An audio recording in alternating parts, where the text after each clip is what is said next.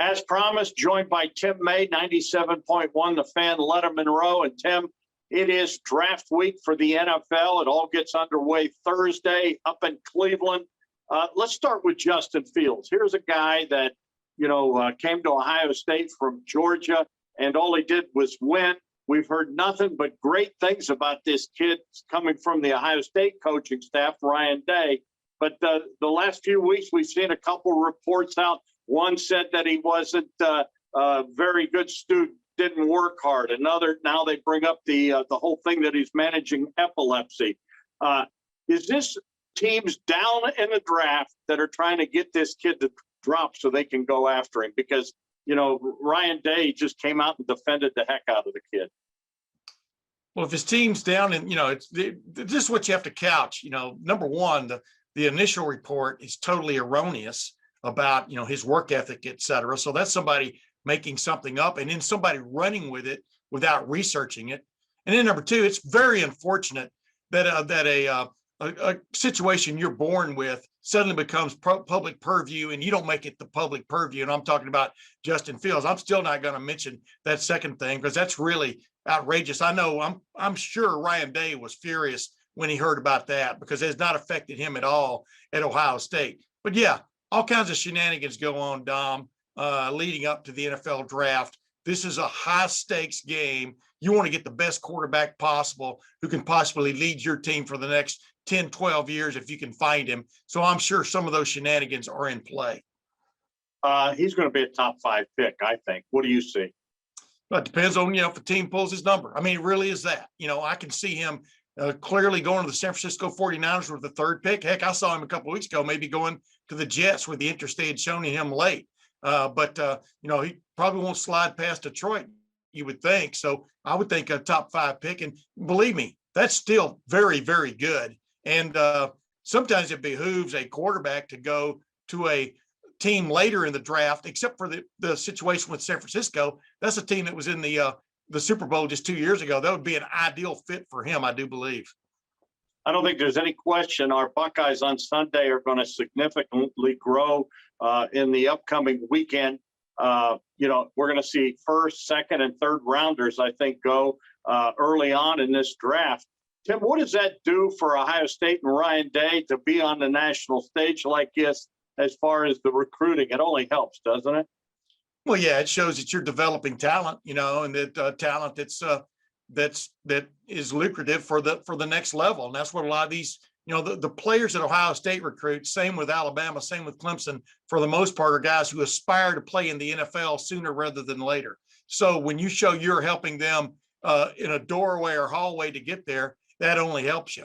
I'm intrigued by this draft, though, to see, because I think there are a lot of Ohio State products in this draft who are, for one of another term, question marks on where they will go. It'll definitely be sort of the whims of the teams that are picking.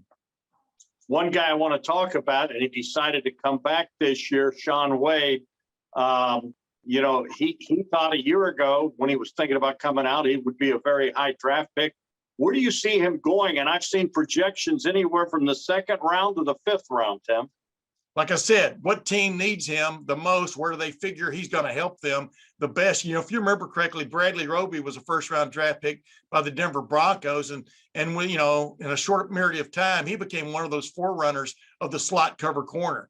A lot of people still think that could be Shaun Wade's best fit or at a safety position. So it depends on where teams have looked at him, where they think he can fit in their future. See, Dom, that's the thing. This is not you're picking the best players in order. You're picking players that a particular player that you think can help you and fit into your system down the road. And that's what makes the draft such a lottery. The other guy that we hear that could be a 1st-round pick, Wyatt Davis. Yeah. He tested well. What are you hearing on this guy?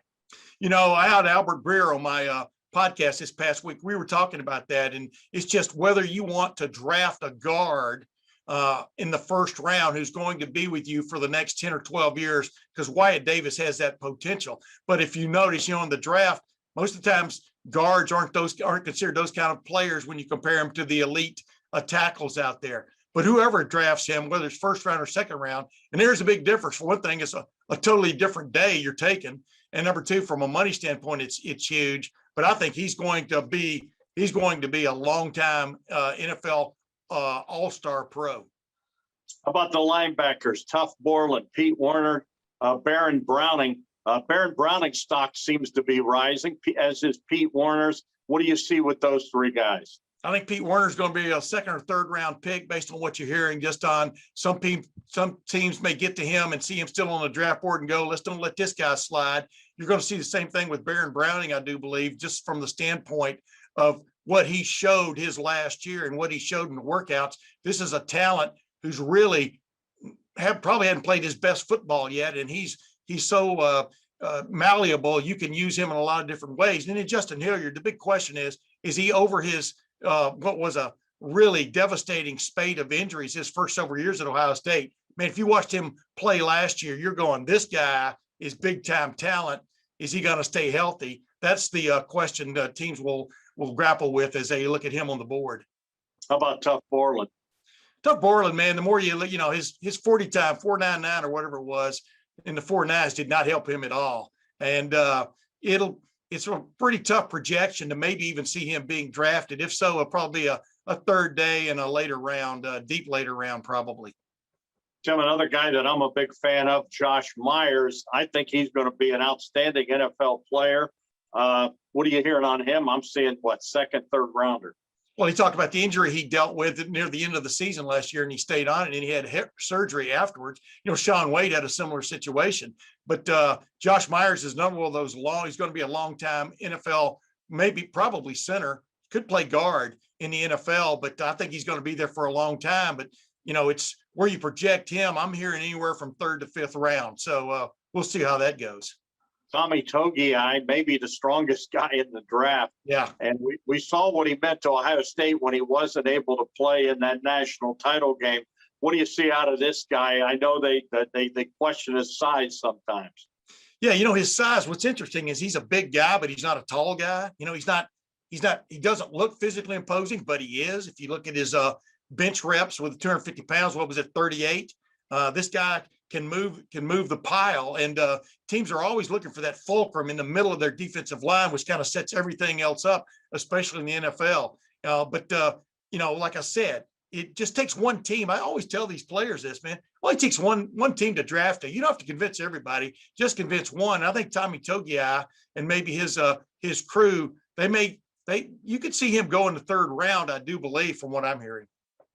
Another guy that I think is intriguing is running back Trey Sermon, a guy that transfers in for 1 year at Ohio State, plays a shortened season, really had, 2 or 3 really good games, didn't get a play in the national title game.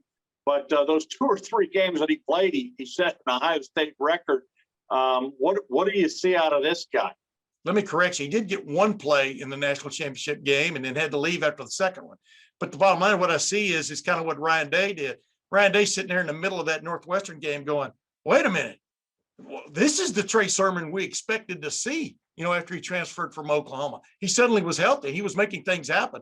Did the same thing. Obviously broke Eddie George's single game record with 331 yards rushing. The next game against Clemson, he had an outstanding game against a great opponent. So now teams are scratching their heads going, hey, you know, this is a guy who hasn't had a whole lot of wear and tear, was a big time recruit coming out of high school. Now he's playing like it. Those are the kind of guys you hope it's kind of like getting fresh tires on a race car. You know, those are the kind of guys you like to bring along. So I think he is a complete wild card in this draft.